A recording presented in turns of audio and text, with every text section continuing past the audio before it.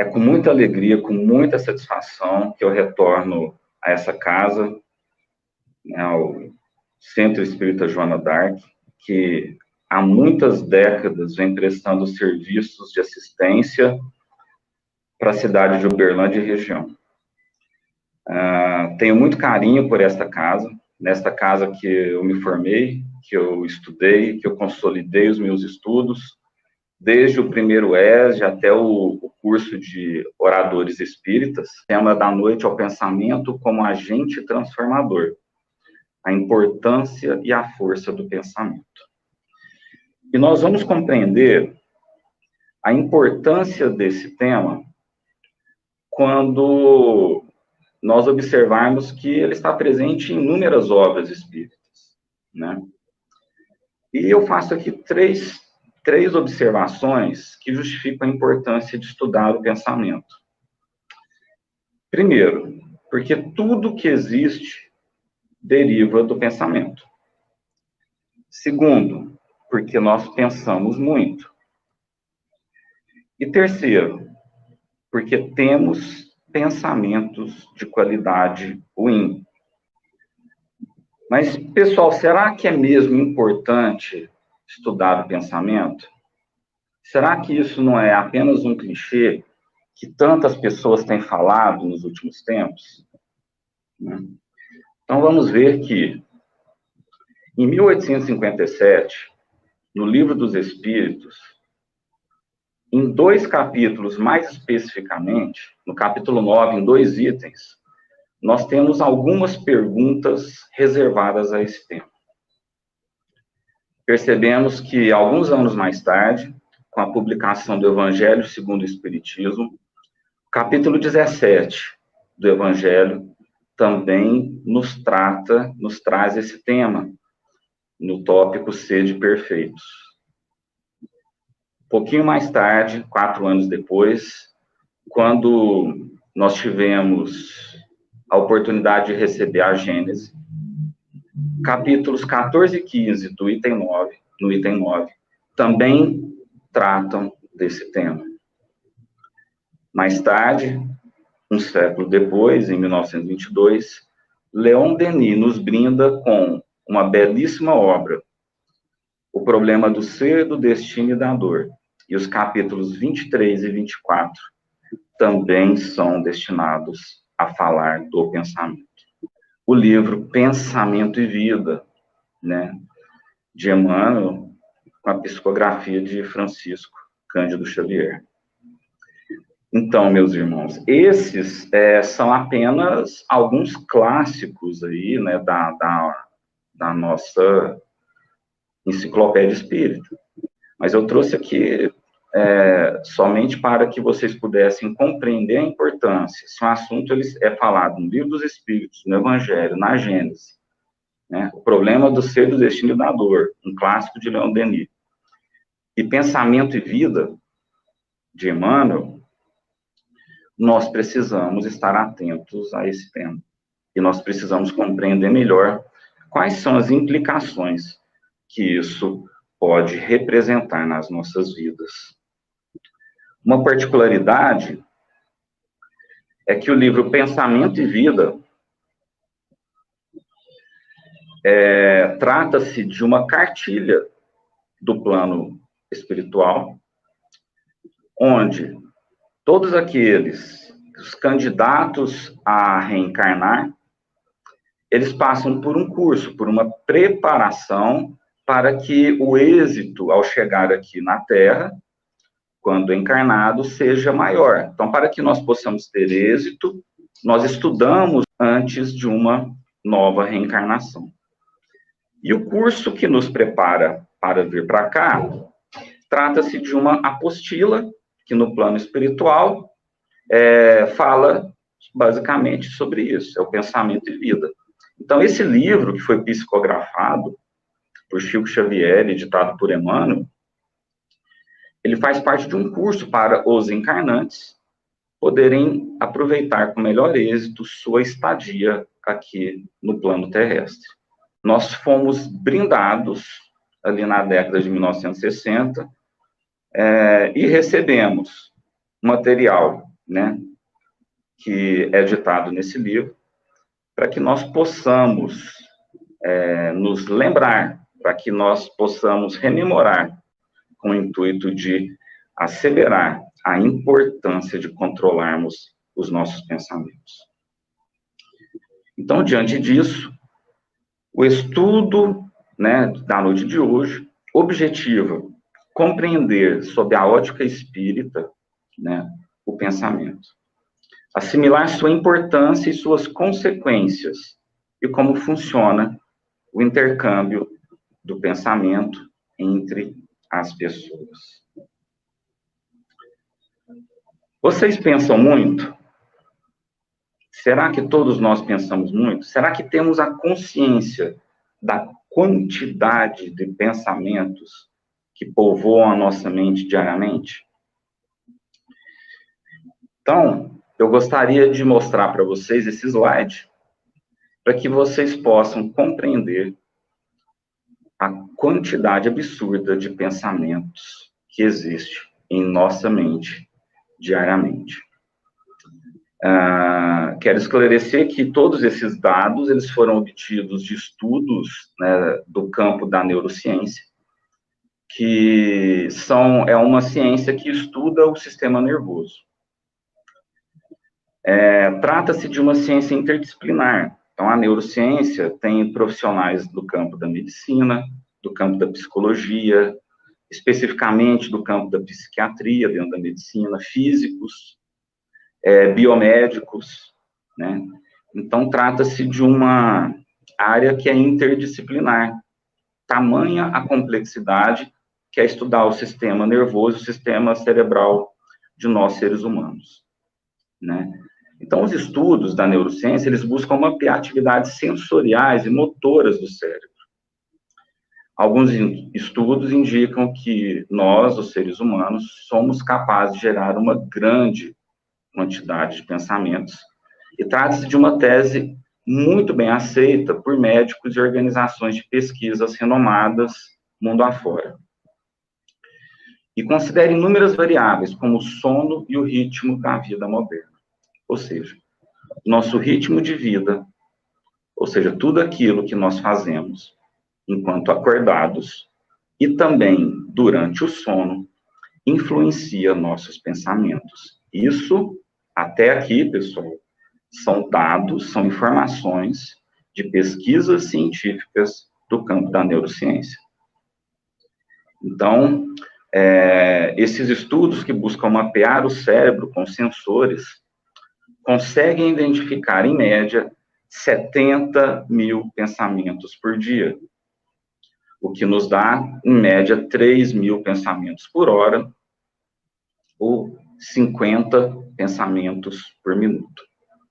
Se nós restringirmos ainda a conta num grau menor ainda, nós vamos compreender que é mais ou menos um pensamento para cada segundo. Então, se nós passarmos um minuto,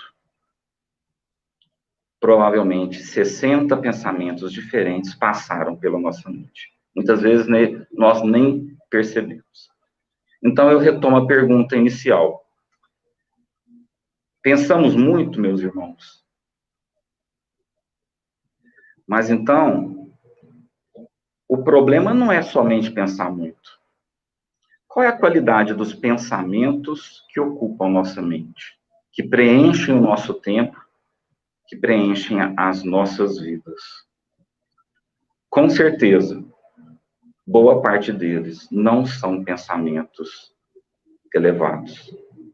Boa parte deles não são pensamentos alinhados com as lições do nosso Mestre Jesus. E é por isso que o estudo da noite trata sobre o tema, para que nós podemos ter uma consciência maior daquilo que pensamos e das consequências que isso pode trazer em nossas vidas. Etimologicamente, a palavra pensamento vem do latim pensare, que significa pesar, ou seja, o tempo todo que nós estamos pensando, nós estamos pesando, nós estamos medindo avaliando e comparando duas ou mais situações, né? Então, meus irmãos, nós estamos fazendo comparações e julgamentos a todo momento.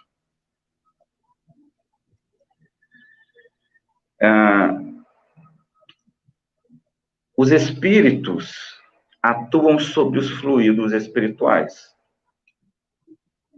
não manipulando-os como homens manipulam os gases, mas entregando o pensamento e a vontade. Para eles, meus irmãos, para os espíritos, o pensamento e a vontade são o que a mão é para o homem. Então vejam bem nessa imagem, meus irmãos. O pensamento tem cor, tem cheiro, tem peso.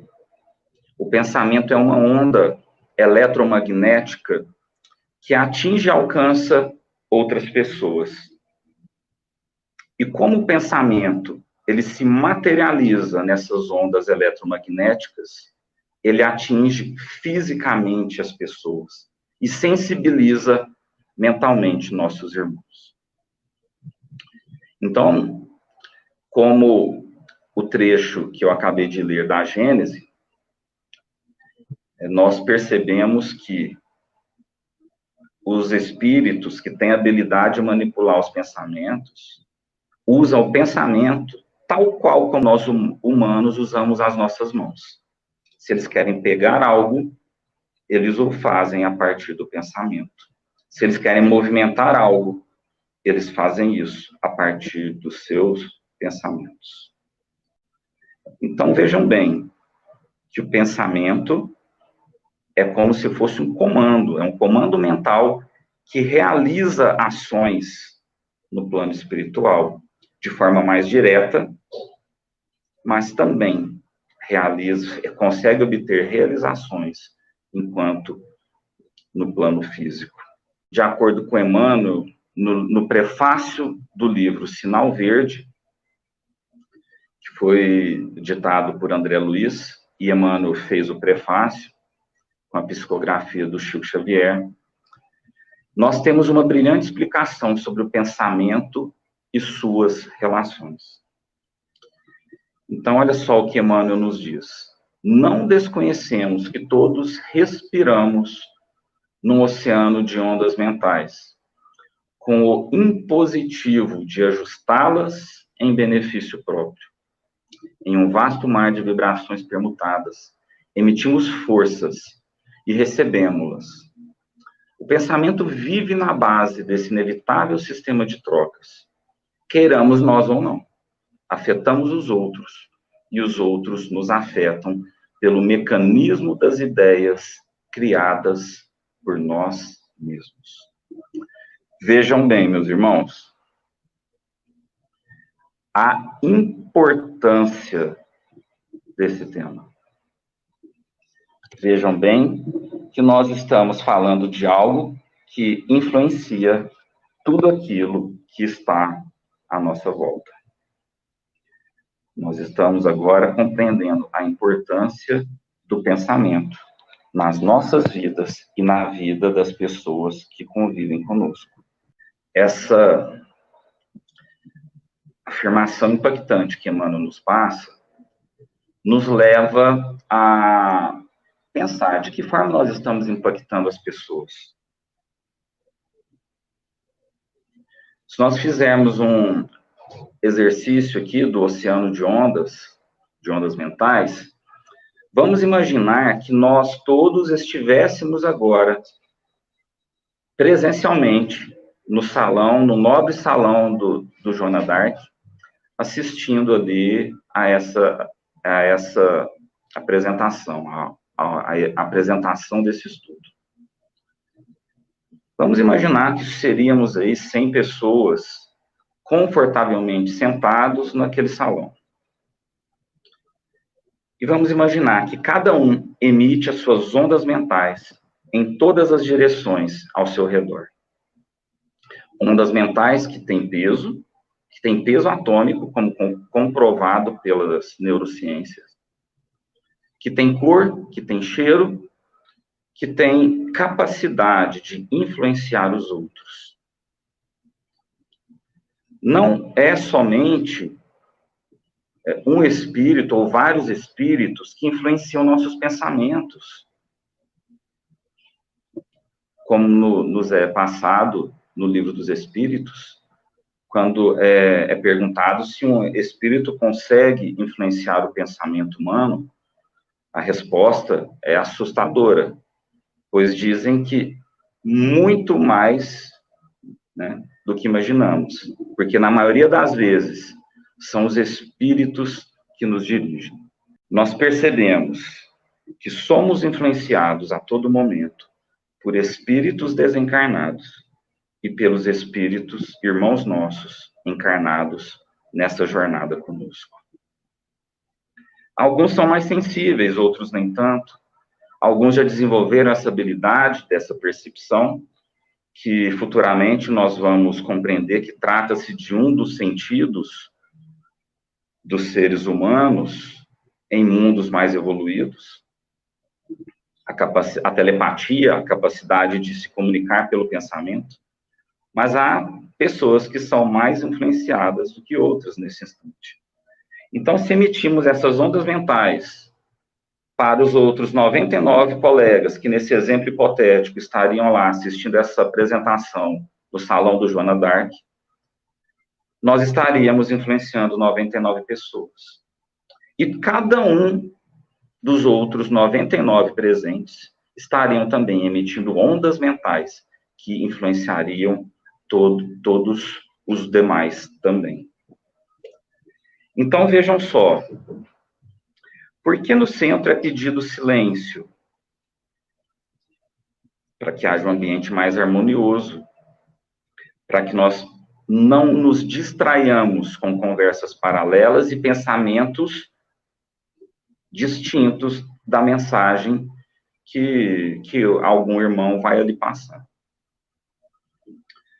Porque fazemos uma oração para que todos nós possamos sintonizar no mesmo padrão. Porque é solicitado que façamos o silêncio e prestemos atenção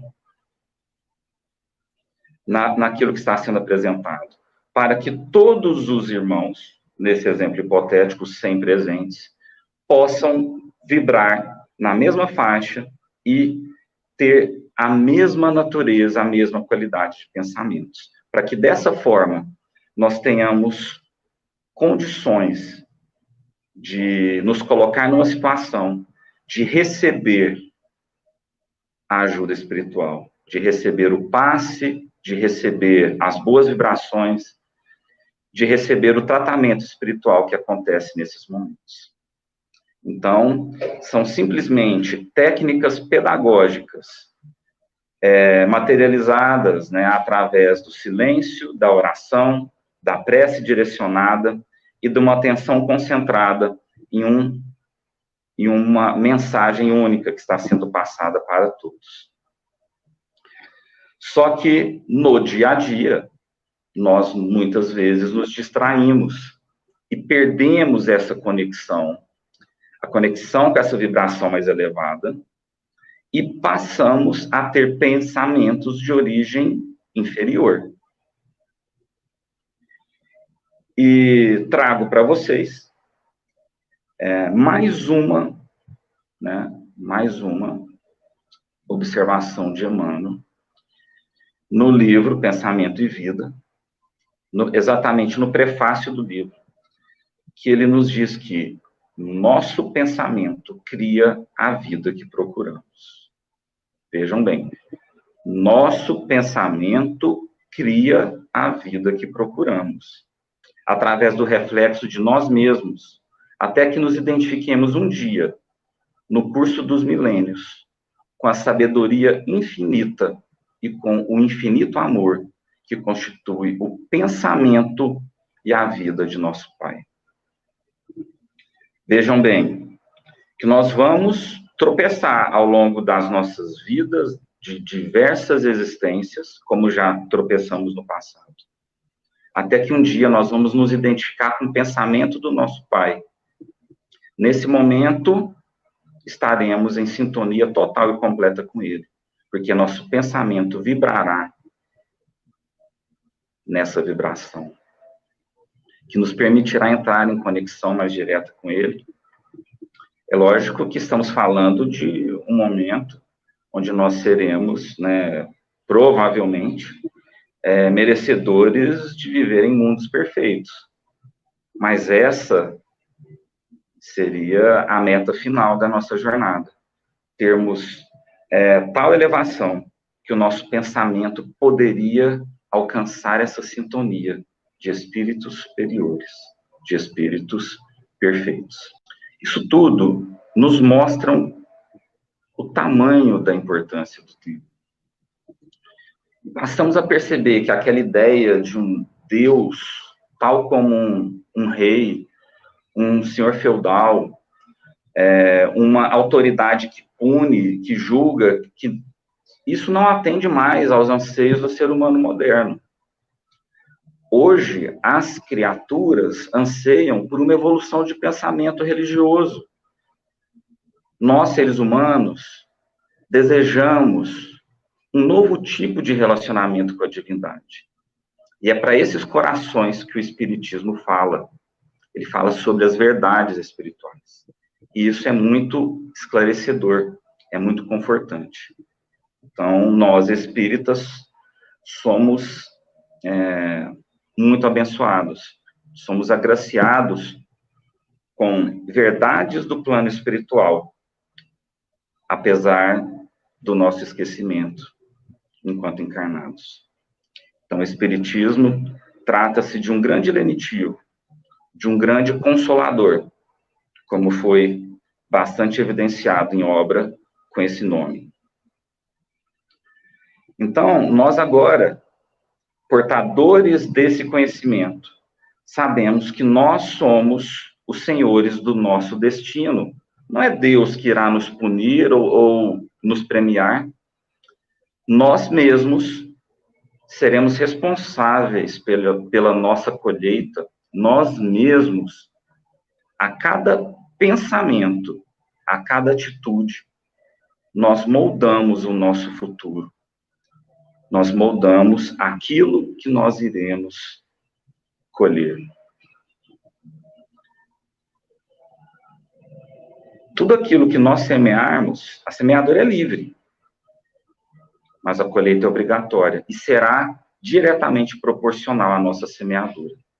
Tudo isso que eu estou falando, essa grande oportunidade que nós espíritas temos para conhecer verdades do lado e de lá, nos traz uma responsabilidade muito grande, porque agora nós temos consciência que o nosso destino é total responsabilidade de cada um de nós. Então, nós mesmos somos responsáveis por criar e atrair todas as experiências que nós vivemos. Nada que nos acontece por acaso. Todos nós já ouvimos. Não cai uma folha, né, sem que haja autorização do nosso Pai. Tudo é com a anuência dele, dessa sabedoria infinita.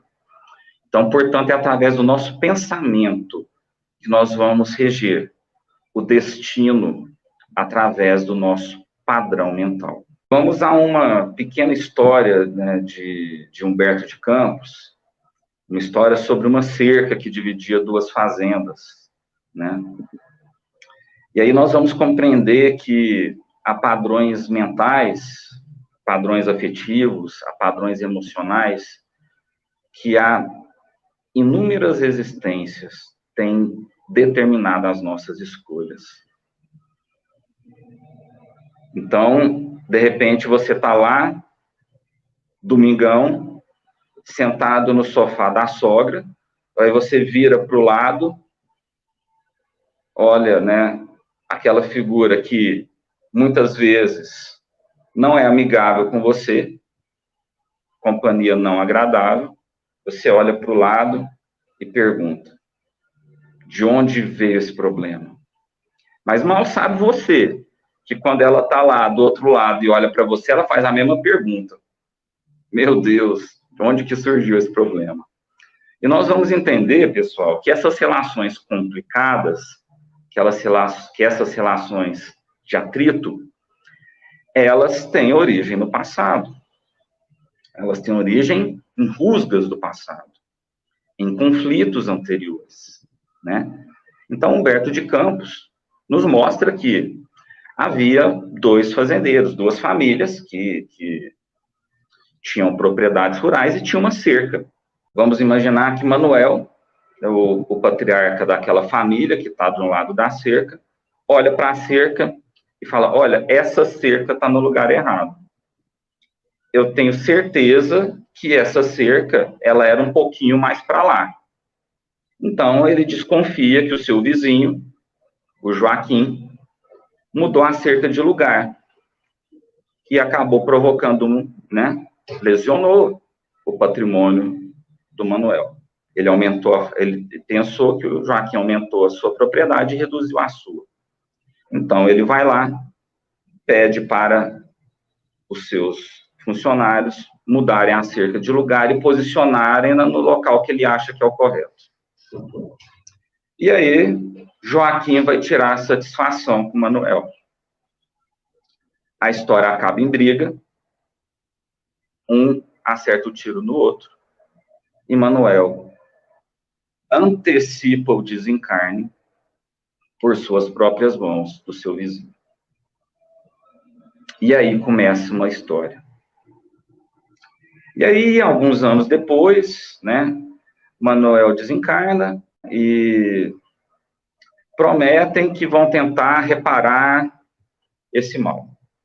Só que aí eles vão voltar na próxima encarnação nas famílias trocadas.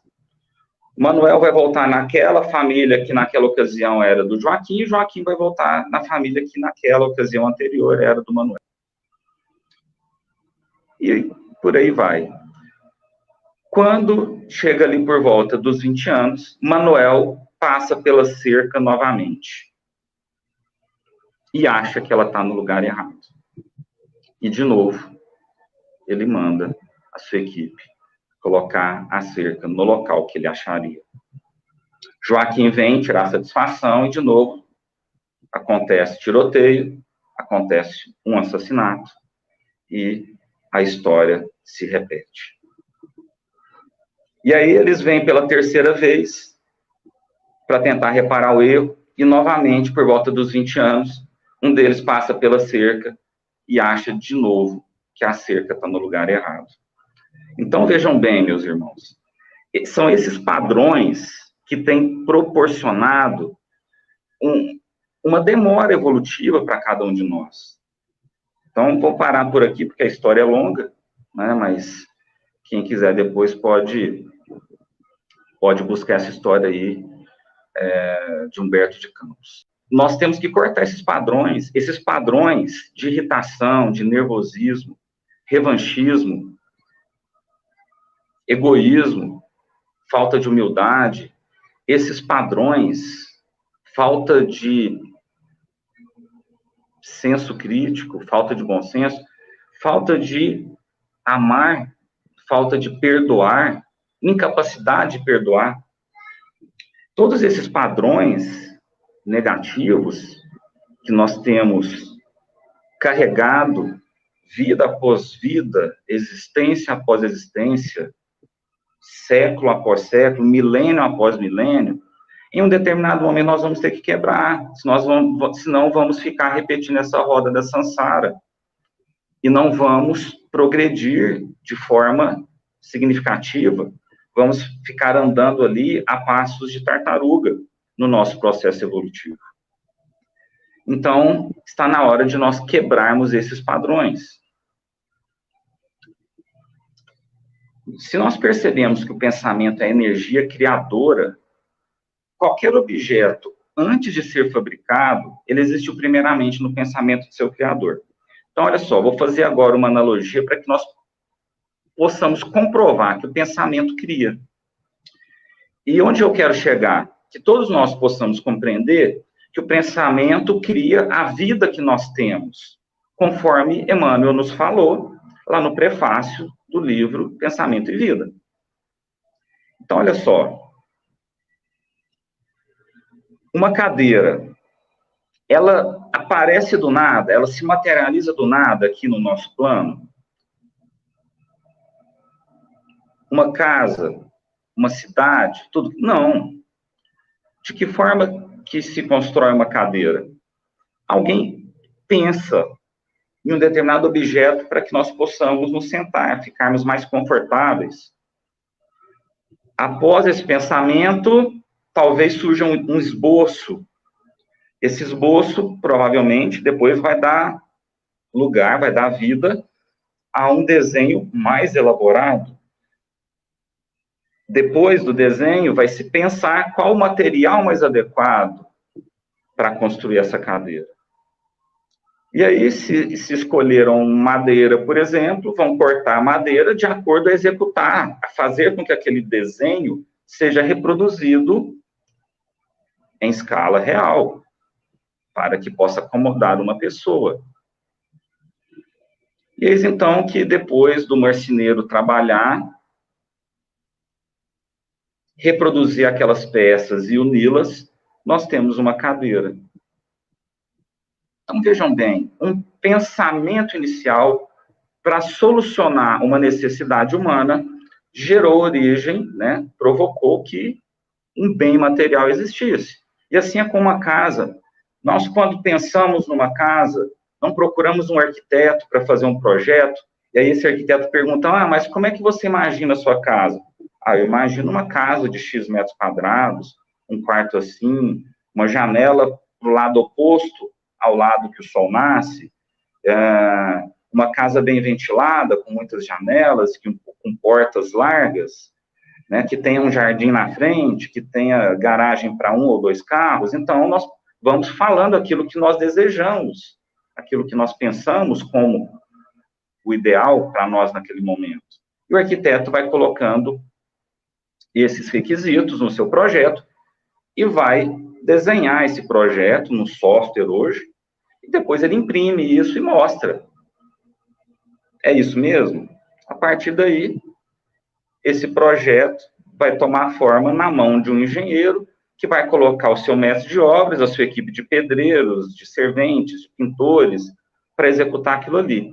Então, uma casa também é a origem de um pensamento, que foram ideias que foram faladas ali antes do arquiteto desenhar aquele projeto.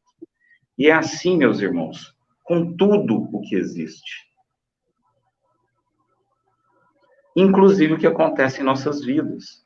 Atraímos pelo pensamento as experiências que vivenciamos.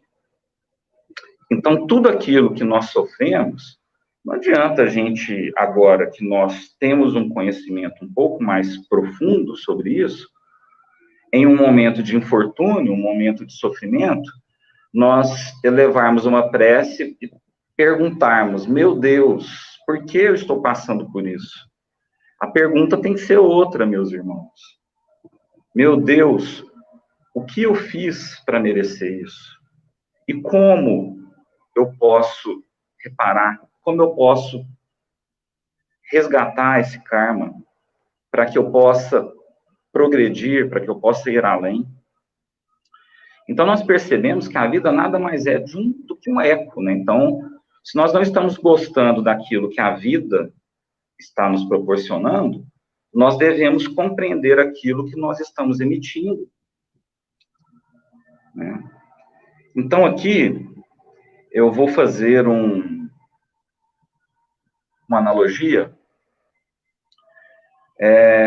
de que nós somos muito insignificantes e que talvez, quando nós entendemos e direcionarmos o nosso pensamento para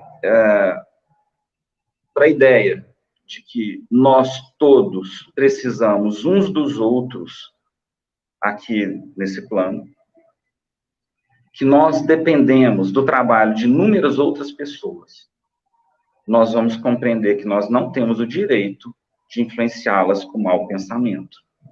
E nós vamos compreender agora, a partir dessa analogia, desse exemplo que eu vou apresentar, que nós dependemos e muito de todas as pessoas.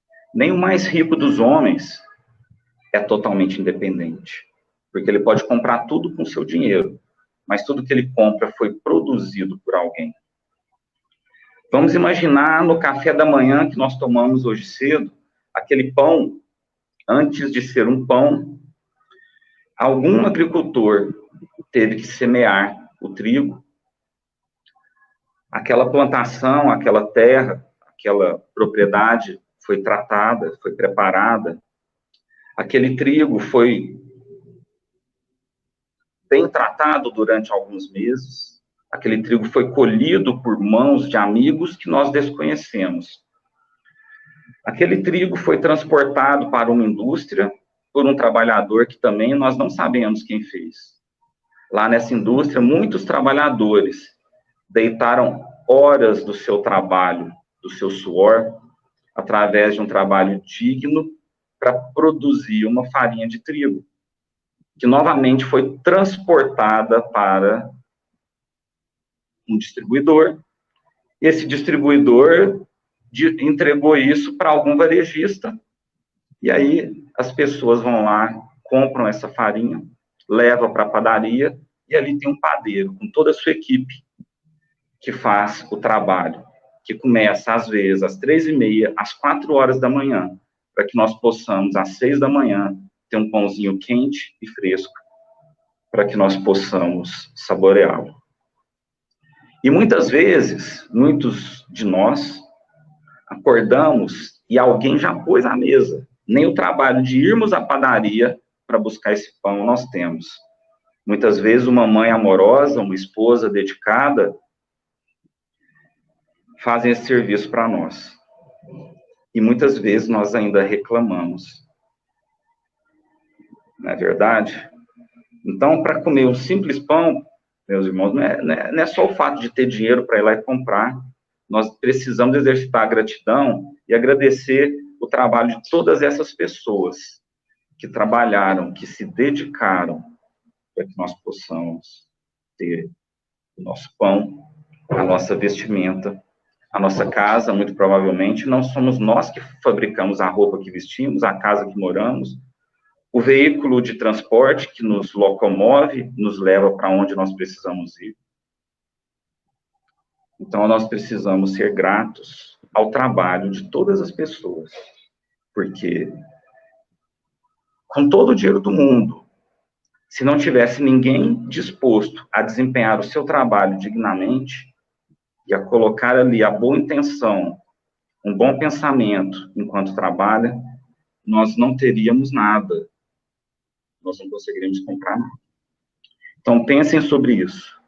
E pensem que nós não temos o direito de influenciar mal as pessoas com os nossos pensamentos. Eu não estou nem falando com as palavras, ofendendo, dando maus conselhos.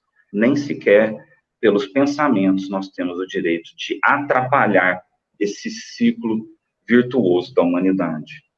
Porque, tal como o exemplo das ondas mentais que nós fizemos no início, nós estamos influenciando as pessoas a todo momento, no trabalho, dentro de um transporte coletivo, dentro de uma sala de cinema e dentro de um salão de uma casa espírita. Nós influenciamos o próximo mais próximo, aqueles que dividem o teto conosco. E se vamos influenciar de alguma forma, que seja através de bons pensamentos, com a palavra amiga, com o ombro acolhedor, com a indicação de uma boa leitura e com a cessação da maledicência, dos julgamentos e de qualquer coisa que possa atrapalhar ou abaixar a vibração de alguém. Então, meus irmãos, se nós atraímos, através da nossa mente, aquilo que nós pensamos, é comum também nós analisarmos, nós elaborarmos um seguinte pensamento, um desdobramento que semelhante atrai o seu semelhante. Em outras palavras, o igual atrai o igual. Ou seja, as pessoas não estão no seu caminho na sua vida por acaso. Você as atraiu de alguma forma. Então, isso quer dizer que o pensamento atrai a realidade do conteúdo que faz parte do pensamento. Então, nós podemos depreender que pensamentos de fracasso atraem o fracasso. Pensamentos de sucesso atraem o sucesso. Pensamentos de ciúme irão atrair o conteúdo do ciúme. E pensamentos de amor, eu gostaria que todos vocês pensassem e sentissem isso. Talvez digam aí, cada um na sua casa, em voz alta, pensamentos de amor atraem amor. Então, se nós precisamos de amor, comecemos a pensar nisso. Comecemos a pensar amorosamente. Comecemos a emitir ondas mentais de amor para os nossos irmãos. Os irmãos necessitados que vemos pelas ruas. Os colegas importunos que às vezes nos interrompem. Tenhamos paciência, tenhamos equilíbrio e projetemos amor para essas pessoas. É a única forma de nós atrairmos amor, né, que nós desejamos tanto. Né? Como nosso mestre Jesus disse, amai-vos uns aos outros, porque é só assim que nós seremos amados. Os seus pensamentos, portanto, fazem a sua vida. A sua vida é a materialização ou a expressão dos seus pensamentos constantes. O futuro, como eu disse anteriormente, será apenas a colheita dos pensamentos semeados na mente hoje, na sua mente hoje. O que você semeia de pensamento na sua mente hoje, em algum momento do futuro, isso se transformará em realidade. Todo efeito tem a sua causa, como ensinava Jesus. Toda árvore boa dá bons frutos, toda árvore má dá maus frutos. E muito inspirado, também eu trago aqui um trecho de Shakespeare, que escreveu na sua tragédia Hamlet, ato 2, cena 2, uma frase espantosamente profunda. O bem e o mal não existem. O pensamento é que os cria. Reflitam sobre isso. O bem e o mal não existem. O pensamento é que os cria. Se tudo deriva do pensamento, como dito antes, então o pensamento cria o bem e o mal. Mas qual é a origem dos nossos pensamentos? Tudo o que pensamos, será que vem de nossa mente? Como eu disse no início, nós temos algumas perguntas do Livro dos Espíritos que nos remetem a compreender de forma mais adequada essa questão. Pergunta 457. Os espíritos podem conhecer nossos pensamentos mais secretos? Como eu antecipei no início, conhecem muitas vezes aquilo que desejareis ocultar a vós mesmos. Nem atos, nem pensamentos podem ser dissimulados para eles. E a pergunta 459 fala que, pergunta, né? Os espíritos influem sobre os nossos pensamentos e as nossas ações? Como eu também antecipei. Nesse sentido, a resposta é que sua influência é maior do que supones, porque muitas vezes são eles que vos dirigem.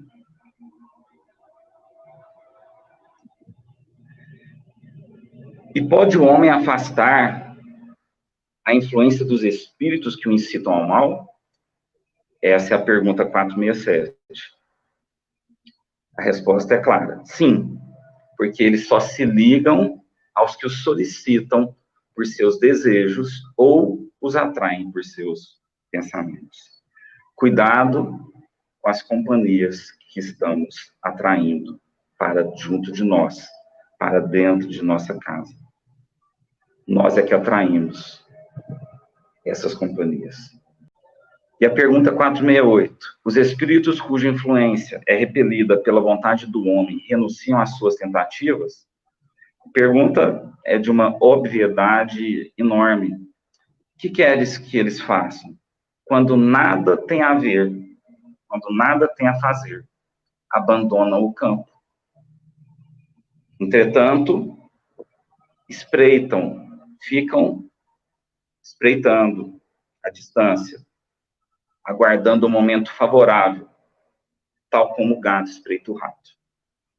Então, nós devemos vigiar e orar o tempo todo.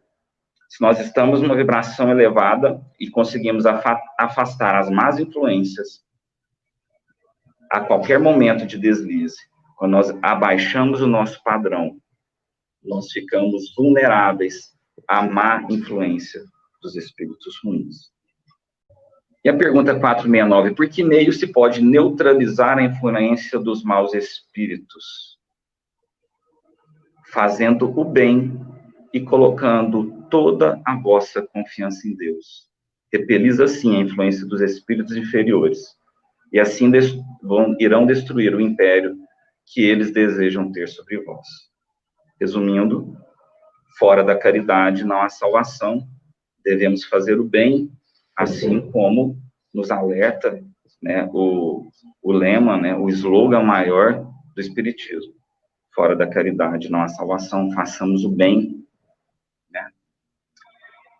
E trago um trecho aqui do capítulo 17 do Evangelho segundo o Espiritismo, tópico Sede Perfeitos, os bons espíritas, onde ali é falado que é reconhecido o verdadeiro espírita pela transformação moral e pelos esforços que ele faz para dominar suas más inclinações. Enquanto um se compraz no seu horizonte limitado, o outro, que compreende a existência de alguma coisa melhor, esforça-se para se libertar e sempre o consegue, quando dispõe de vontade firme. Vontade firme. Então, reconhece-se o verdadeiro espírita pela sua transformação moral e pelo esforço que faz para dominar suas más inclinações. Entretanto, precisamos de vontade para fazer essa transformação. Devemos entender que a mente humana deve ser comparada como um grande escritório, subdividido em diversas seções de serviço. E quem nos ensina isso, quem nos dá uma dica, nos apresenta uma técnica para que nós possamos controlar os nossos pensamentos, Emmanuel faz isso no livro Pensamento e Vida, capítulo 2. Então, ele divide a mente humana em alguns departamentos. Então, temos o departamento do desejo, onde ali nós operamos os nossos propósitos e as nossas aspirações. Né? Há também na nossa mente o departamento da inteligência, onde nós vamos ampliando o patrimônio da evolução e da cultura, né? O patrimônio do conhecimento, que nós vamos amealhando ao longo das existências. Há também na mente o departamento da imaginação, onde vamos juntando as riquezas do ideal e da sensibilidade. Tem também o departamento da memória, onde arquivamos a nossa experiência. E outros ainda definem, né, os investimentos da alma, aquelas conquistas que nós vamos, de fato, agregando ao nosso espírito. Entretanto, o gabinete que está acima de todos e que comanda todos os departamentos é o departamento da vontade. Sem vontade, nós nada fazemos, nós nada conseguimos, nós nada conquistamos, pois a vontade é a gerência esclarecida e vigilante que governa todos os setores da ação mental. Sem vontade, nós nada fazemos. Seria como um barco à deriva com o leme quebrado. Nenhum conhecimento, nada que nós juntamos na vida, sem a vontade, sem essa direção a nos guiar, nós nada conseguiremos. Será tempo perdido, tanto estudo, tanta informação, tanto conhecimento, se nós não buscarmos aproveitar esse conhecimento todo que chega até nós, para que nós possamos transformar a nossa moral, os nossos pensamentos, as nossas atitudes. E Leon Denis também confirma isso que Emmanuel nos disse. Leon Denis, no livro O Problema do Ser, do Destino e da Dor, no capítulo 20, nos fala, né, que é pela vontade que dirigimos nossos pensamentos para um alvo determinado. A vontade é a maior de todas as potências. É comparável a um imã. A vontade de viver, de desenvolver em nós a vida, atrai novos recursos vitais. E esse é o segredo da lei da evolução. A vontade pode atuar com intensidade sobre o corpo fluídico, ativar-lhe as vibrações e, por essa forma, apropriá-lo a um modo cada vez mais elevado de sensações e prepará-lo para um mais elevado grau de existência. Essa confirmação de Leon Denis nos diz que, sem vontade, nós não atraímos nada, porque a vontade é que vibrará a intenção, né, e fará, né, nós nos prepararmos para executar, para desempenhar qualquer coisa. Há um tempo atrás, eu assisti uma palestra do professor Marins, e esse renomado professor disse que todos nós temos um ser apático, preguiçoso, egoísta dentro de nós. Todos nós, dentro de nós, temos essa pessoa que está lá reclamando, criticando, exercitando ali a preguiça, o ócio, em muitos momentos. Ele fala que, em um determinado momento, nós temos que nos olharmos no espelho, dar uma chacoalhada nesse ser preguiçoso que cada um de nós tem dentro de si. E falarmos para nós mesmos, está na hora de ter vontade, está na hora da gente disciplinar a nossa vontade, está na hora da gente aprender a querer ter a vontade para modificar as nossas vidas, para que nós possamos chegar a um ponto melhor, a um ponto mais elevado, para que nós possamos evoluir. E aqui eu gostaria de fazer uma pergunta: o que seria ser bem-sucedido na vida? Será que é conseguir um carro novo, conquistar uma casa, amealhar títulos? Eu sou mestre, eu sou doutor, sou PhD, sou capitão, sou tenente, sou general, sou gerente, sou diretor, sou CEO, sou desembargador, sou advogado, sou administrador, sou médico, sou o quê? A finalidade é juntar esses títulos que vão nos conceder status, amealhar bens materiais, carro, casa, barcos, iates, casas de praia. Todos nós iremos desencarnar algum dia. Todos nós, sem exceção. E nada disso nós levaremos. E aí eu faço uma outra pergunta. Na sequência dessa, o que é ser bem-sucedido na vida? Talvez a pergunta mais indicada para responder essa seria uma outra. Qual é a finalidade maior de estarmos aqui encarnados? E eu sou levado a crer, meus irmãos, por tudo aquilo que eu já li, tudo aquilo que eu já estudei, todas as conversas muito úteis com os irmãos de seara espírita, é que nós temos um compromisso com a nossa evolução.